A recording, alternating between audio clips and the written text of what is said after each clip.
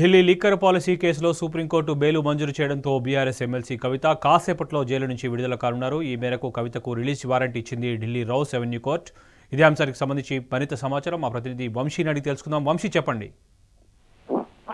Shobhan, Delhi liquor policy కేసులో supreme court bail మంజూరు చేయడంతో బీఆర్ఎస్ ఎమ్మెల్సీ కవిత కాసేపట్లో జైలు నుంచి విడుదల కానున్నారు.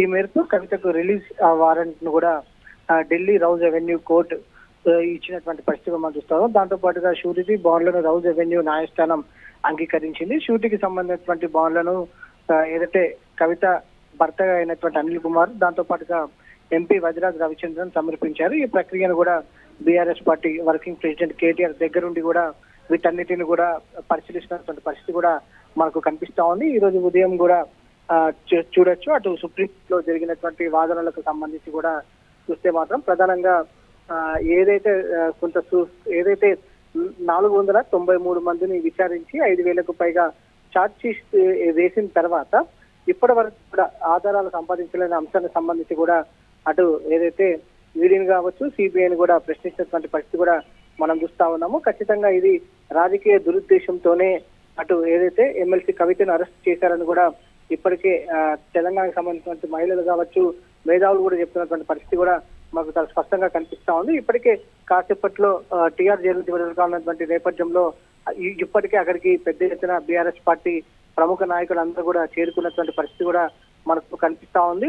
దాంతో పాటుగా ఈ రోజు మధ్యాహ్నం నుంచి కూడా చూస్తా ఉన్నాము, తెలంగాణ భవన్ లో కూడా పెద్ద ఎత్తున సంబరాలు జరిగినటువంటి పరిస్థితి కూడా మనం చూస్తా ఉన్నాము. దాంతో పాటుగా పెద్ద ఎత్తున మహిళలు కూడా ఆనందం వ్యక్తం చేసినటువంటి పరిస్థితి కూడా మనకు కనిపిస్తా ఉంది. అన్యాయంగా కుట్రపూరితంగా బీఆర్ఎస్ అధినేత కేసీఆర్ ని మానసికంగా ఏదైతే కుంగదీయాలని, దెబ్బతీయాలనే ఉద్దేశంతోనే అటు కేంద్రంలో ఉన్నటువంటి ప్రభుత్వం ఈ రకమైనటువంటి కుట్రకు పాల్పడిందని కూడా ఇప్పటికే తెలంగాణ లోకం చెప్తున్నటువంటి పరిస్థితి కూడా మనకు కనిపిస్తా ఉంది. ప్రధానంగా ఎన్నికలకు ముందు ఇటు ఇదే కాకుండా దేశవ్యాప్తంగా కూడా ఎన్నికలకు ముందు అనేక మంది ప్రముఖ రాజకీయవేత్తలను, రాజకీయ నాయకులను అరెస్ట్ చేసినటువంటి పరిస్థితి కూడా మనం చూస్తా ఉన్నాము.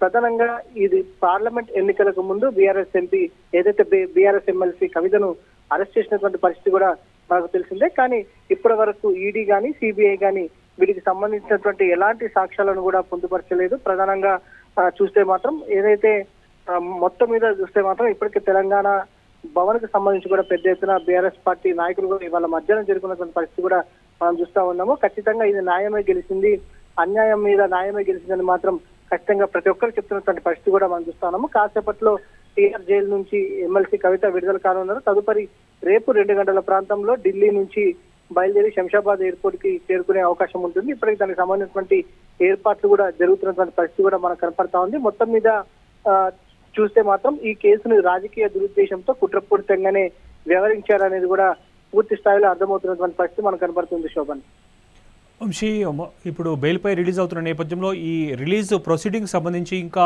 ఎంతసేపు పట్టే అవకాశం ఉంది? అంటే సుమారు ఎన్ని గంటలకు బయటకు వచ్చే అవకాశం మనకు కనిపిస్తుంది?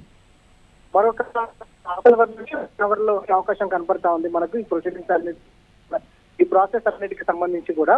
ఎందుకంటే ఇప్పటికే బాండ్స్ కూడా సమర్పించినటువంటి నేపథ్యంలో, షూరిటీ బాండ్స్ కూడా సమర్పించినటువంటి నేపథ్యంలో మరి కాస్త ఏదైతే 1/2 అవర్ టు 1 అవర్ లో ఈ ప్రాసెస్ మొత్తం కంప్లీట్ అయ్యే అవకాశం ఉంటుంది.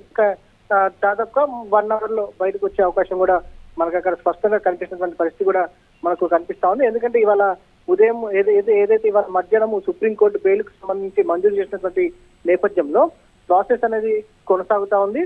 ప్రధానంగా ఈ మరొక గంటలో ఈ ప్రాసెస్ మొత్తం కంప్లీట్ అయ్యే అవకాశం ఉంది. శోభన్, వంశీ, కేటీఆర్, హరీష్ రావుతో పాటు ఇతర ముఖ్య నేతలు ఎవరెవరు అక్కడ హాజరయ్యారు?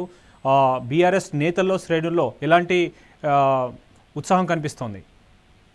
ప్రధానంగా మనం 5 నెలల క్రితము బీఆర్ఎస్ పార్టీ ఎమ్మెల్సీ కవితను అరెస్ట్ చేసినప్పుడు పెద్ద ఎత్తున ఆంధ్ర కూడా యావత్ తెలంగాణ సమాజం మొత్తం కూడా మద్దతుగా నిలిచినటువంటి పరిస్థితి కూడా మనం చూస్తా ఉన్నాము. ఆనాడు మహిళా లోకం కూడా పెద్ద ఎత్తున ఈ అరెస్టును ఖండించినటువంటి పరిస్థితి కూడా మనకు కనపడతా ఉంది.